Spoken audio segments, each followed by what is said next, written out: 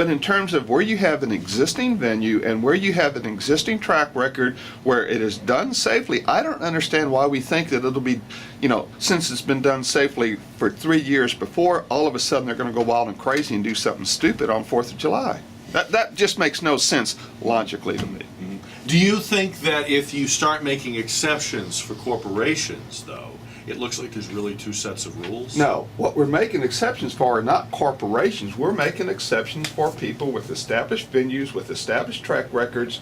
And if you fall into that category, whether you're a corporation or a private individual, that's fine. But it's kind of like, I'll go back to the TSA stuff. I mean, we're going to do this and, to make everybody feel good. And in a way, you overreact to the problem you're trying to solve. And I agree with the problem we're trying to solve. We don't want to have any wildfires. We don't want to have anybody stupidly go out there and start wildfires. And so banning fireworks is a way of doing that. But we ought to bring common sense into the discussion. And that's what I was trying to do. Let me see if I can get this from you. If, God forbid, a pyrotechnics display done professionally and staged at one of these theme parks starts a fire somewhere, would you then agree with me that next year, if we're under drought conditions, they should be covered by the rule? Oh, heck yeah, because because you've taken away one of my predicates. My predicate was they have a history of doing it safe. They've been doing it for 3 years. But I had a guy call me and say they started a fire 10 years ago. And maybe they have, and I don't have that memory. And we all know that there are professional shows that have had tragic results, and I recognize that. But sure, so if they demonstrate that they're incapable of complying with the requisites of getting that permit, then sure. The permit would be an annual thing they'd have to apply for. So provided they maintain this safety record, they should be exempt. Sure. But if they lose the safety record, sure. not exempt. Yeah. Okay. Or if they try to change venue, like now instead of shooting it where we normally shoot it, we want to shoot it off the top of the cliff, and it puts other new area at risk, and they hadn't done it before. Well, no, we're not going to let you do that. And I think there also would have to be certain, other conditions. I mean, if the wind is blowing out of the south or the west, then it would carry potential sparks over this or that. Then the weather conditions would have to dictate as well. I mean, you could have a fire safety officer on range that says, "Nope, sorry, it's 50-mile-an-hour gale. We ain't gonna let you do it." Okay. And then all that makes sense. 10:32 on News Talk 550 KTSA. Gang of Four underway for Friday morning. I asked the question this week, and it's an open-ended question. There's no right answer, but I feel like I'm the only person in the world who doesn't care about the Casey Anthony trial. And what I mean by that is that, of course, I think it's very tragic what happened to this little girl. It makes me sad.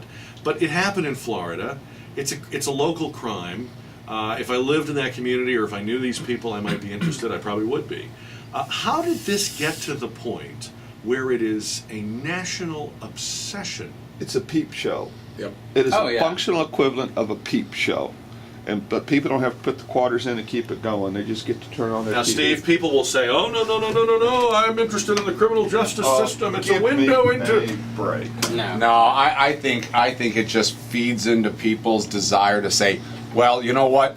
At least I'm not as messed up as that goofy broad. That's exactly what it comes down to. Isn't that what they used to say about daytime television that we watched? Well, they got rid of the We watched those shows because we could see people whose problems dwarfed our own. Right, exactly. Now we have reality shows, and this is now like we a have live reality show. Yeah. My sister doesn't watch anything, but she watches that, and she follows those things online, on television. It's kind of creepy that you can. So many people. It's almost like if you don't know that the person is a Casey Anthony obsessed person, and you bring it up or it comes up, all of a sudden they start Yes, and they start diagramming, and they have reenactments, and I mean. Look, we should be paying this much attention to the stuff that's going to drive us over a cliff. As memory serves, I think in the 90s we had these like detective novel kind of fans, and I think this is just the next generation of that. Fan. Well, yeah, so maybe you should be into this case then. You think? I don't know. The novels are more entertaining. The only case he should be in is a case of scotch. There you go. Look, we'll go to Burger King for that later. Is there a... When did this start, Jade? You're our kind of our cultural guy. People were saying, Oh. it started with the O.J. Simpson trial, but of course he was a celebrity. We all felt like we knew him, and part of the appeal of that case was many things, but one of them was the shock at discovering that this guy in the Hertz commercial, carved up his ex-wife. Other people said, no, it was the Menendez brothers, those two guys in L.A. that killed their parents. I mean, when did it start? When did a local crime start becoming a national obsession? I think when I don't know.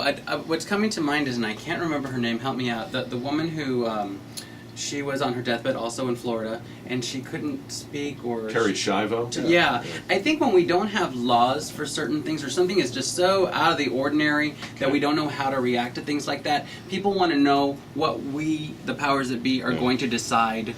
Because it's different if you take O.J. or you take the Lindbergh kidnapping. These were celebrities, and I understand the public in the case of Lindbergh was fascinated by every detail of his life. But what about these people, Robert? We never heard of them before. Here's where I think it happened. As we had more channels for information to come to us, more media outlets for information come to us, and they saw. Even starting back with Lindbergh, they saw the public's obsession with this sensationalistic stuff. Now we've got more space to fill. We know that there's a hunger in some segment out there for it. We might as well put it on. It fills an interest. Now you've got every one of these cable news outlets that got some judge. Hey, here's a local thing for you, Judge. Maybe you want to fill in. Where they get an hour show to parse all this stuff every week. That's right. Sensational crimes with Judge Steve. And so I think that's where it is, Jack. I think that they realize that there's a certain appetite for it. They have a vehicle to deliver it. It fills a programming need. And how much does it cost to put on? Exactly. And the other thing is, I think people really, Jade kind of hit on it when he talked about somebody who knows watches only reality shows. You can't make this stuff up, so it's way better than what's on scripted television. They're saying that the father of Casey Anthony had an affair with one of the searchers. Yeah. The deal is that you can't. I don't think you can find writers who are twisted enough to write this kind of stuff. Doesn't write that. All right. So the day after I asked this question and people had their answers to it, we discovered this. Listen to this. Headline News, HLN, which is the network Nancy Grace is on, and Nancy Grace owns this. This is her genre. Listen, she'll be out on a ledge somewhere when this story is over. Listen to this. Listen to this. Not only are they now winning in the ratings, their ratings have gone up 86% since they started covering this trial. And she's added 37,000 more fans on Facebook just since the trial. She is the queen of this stuff. In fact, she may be a suspect in the murder. I think when this one's over. I mean, but there's your answer, right? I mean, they are giving the people what they want. Yep. I don't know if people know this, but in the gay community, with the drag queen world, there's actually Nancy Grace impersonators. Oh, I'm sure that's how big she is. Like she just crosses all these barriers. I was saying I don't know how to feel about Nancy. I kind of enjoy her because it's kind of fun to watch her just paste people. But then on the other hand, she's always at level 11. She really outrage. is. Always everything outraged. Every night. Very confrontational. And I don't know. Do you think that in some way people believe that there is some deeper meaning to all this?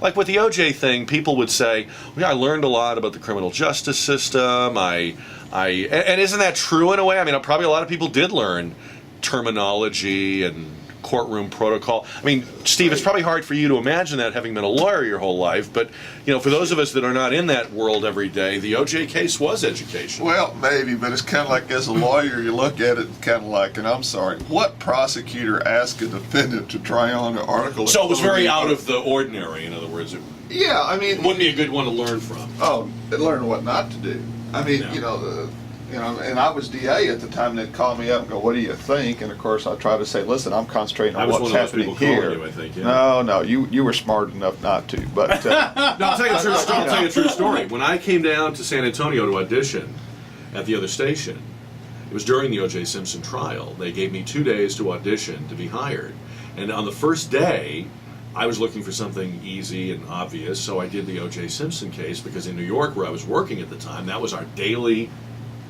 24-hour-a-day topic. It totally flopped here. Yeah. People would not call in. They did not have opinions. They would not talk about it. And I learned very quickly that might be an East Coast, West Coast thing, but a lot of people really didn't care that much. Interesting. Well, not necessarily on that issue, but now we kind of segue into what local things do. I'm just constantly amazed that the local news seems to be predicated upon where a fire was, where a wreck was, and what happened at the courthouse. And again, because you do have drama, but it's an easy story, doesn't? I mean, how hard is it to troll the courthouse and find out what trials are going on? And I'm really surprised. What should they be at that. covering?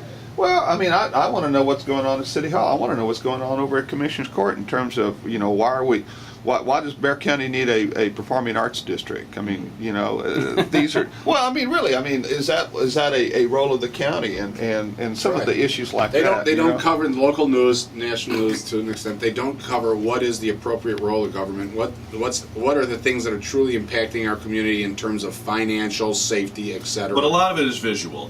Sure. You have to make a TV visual is. story for TV TV, is. and that is not a visual story. I have to say this. When I was little, me and my sister were always neck and neck. We loved to get each other in trouble. So whenever my sister did something wrong and she got scolded, I'd be in the back going, ha, ha, ha, ha. I think He's still like that, there are by the so many. I was doing it right now when you were talking.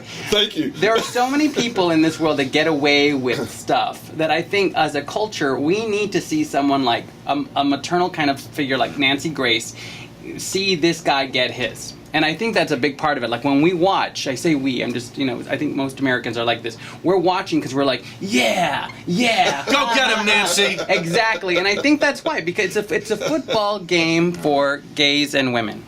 I'm not going there. Let me write that down. Should You can quote me on that. I started to feel during the OJ trial, and I felt it ever since. I remember Lance Ito.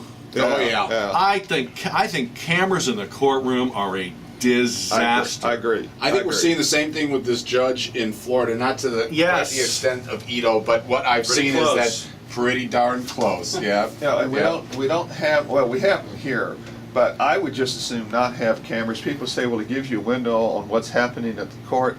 I think it distorts what goes on. Absolutely, because they're not there. They don't know all of the details. It really is true. I mean, what we see, I believe, is as true to what happens day in and day out in court is as Law and Order or CSI are to the investigative process. It really, I miss the it's courtroom fantasy. sketches. Remember the courtroom Yeah. sketches? Oh, yeah. That's all. I never had one. I'm sorry. That's all we needed. I grew up on those. All right, when we come back, more Gang of Four on a Friday morning. Vote in the JR poll at 599-5555 at 1042. Here's Karen.